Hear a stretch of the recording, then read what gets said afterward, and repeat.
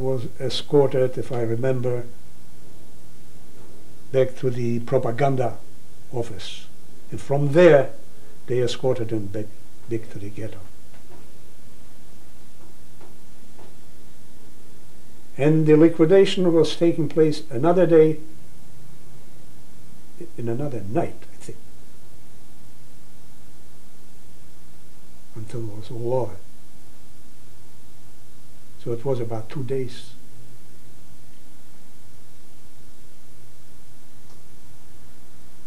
And I have seen a lot of heartbreaking things. Children wandering around, 3, 4 years old. In the chaos, they've lost their parents, lost their mothers. And I also saw one drunken SS pulling out his gun and pointing it right at the child.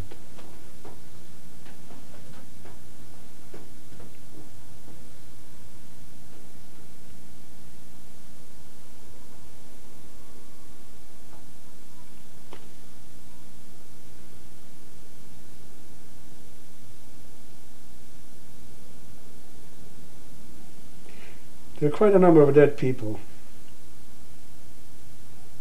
I don't remember how many, but it was a very macabre scene.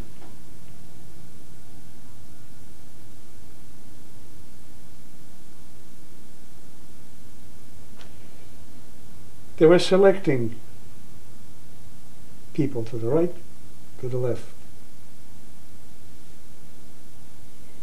Of course, anybody who had employment papers was German, was to the right, remained. People who didn't have, going to the left, deported.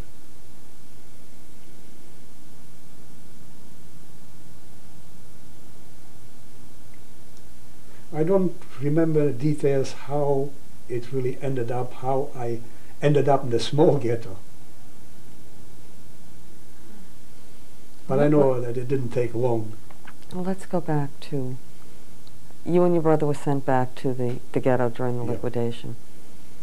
What happened to your parents and your sister?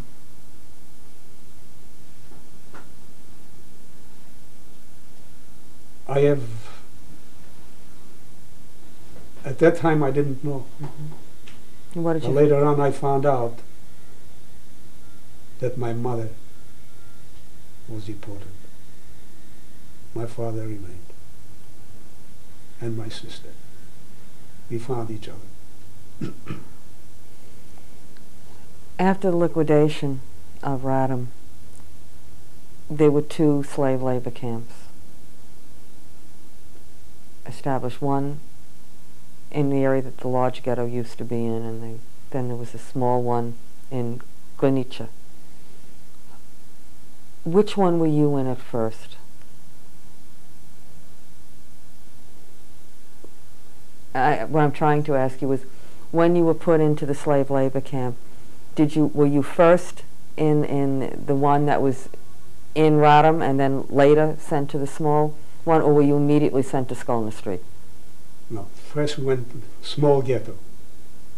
From the small ghetto, when they liquidated the small ghetto, they sent us up to the Skolna, so-called, which at the time was just a camp, but it wasn't considered at the time a concentration camp because you were wearing civilian clothes. But after a while, they started to distribute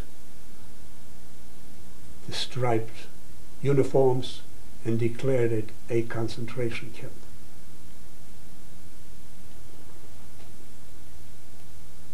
So it fell, the camp was transformed from a civilian camp to a concentration camp. And did you stay in that camp until it was liquidated? Until it was liquidated. Until the evacuation I'd like to talk about the time that you spent in the camp. What was your job in the camp? I was the camp electrician. I was taking care of the lights around the barbed wire fences and everything else necessary. Were you able to stay with your father and sister and brother in the camp? My brother wasn't there. He was sent away someplace else from the small ghetto. He was sent away, if I'm not mistaken, to Wieliczka, near Krakow, salt mines or something. So he was hundreds and hundreds of miles away.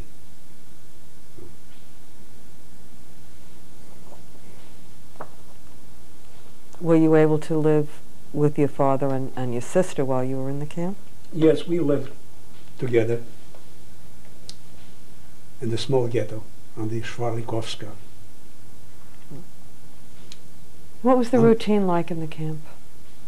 What was the daily routine like in the camp?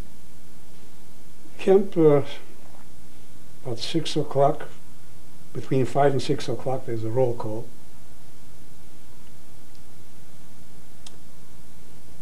We had German authorities.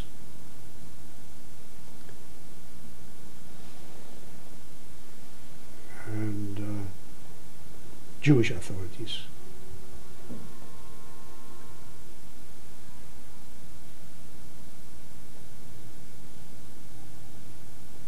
The camp,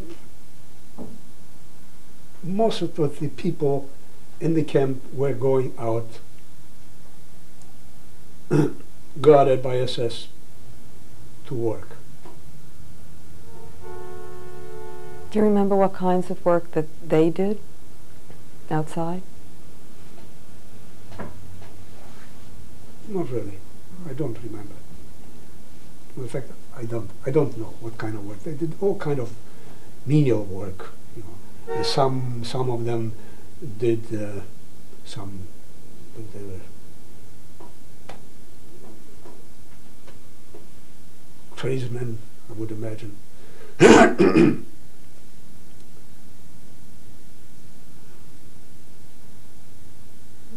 But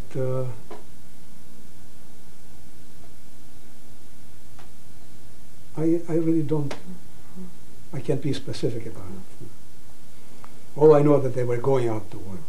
What kind of work exactly they were doing. Were there any selections in the small ghetto, any deportations from it before the final? Yes, in the small ghetto there were selections. Yes, yes. I remember one day the SS came down with a list of a certain amount of Jews who were scheduled to go to Israel.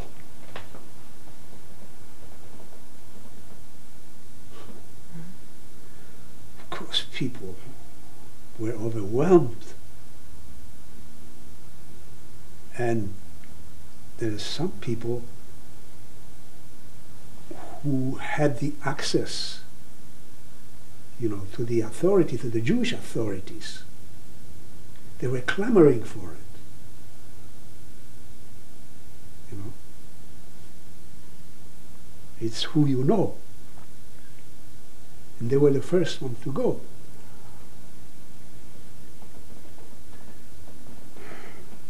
What happened, instead of sending them to Israel, they took them to a small town called Zvoleny, outside of Zvoleny, and they massacred them. One person managed to escape, I think. And I think it was a girl, if I'm not mistaken. However, I'm not sure.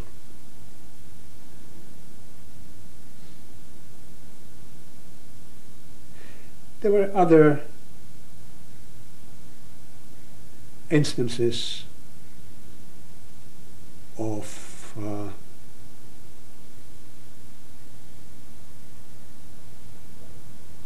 getting some people They came down with lists, you know, they asked for names, and they collected those people, never saw them again. Thank you. We'll pause now to change tapes.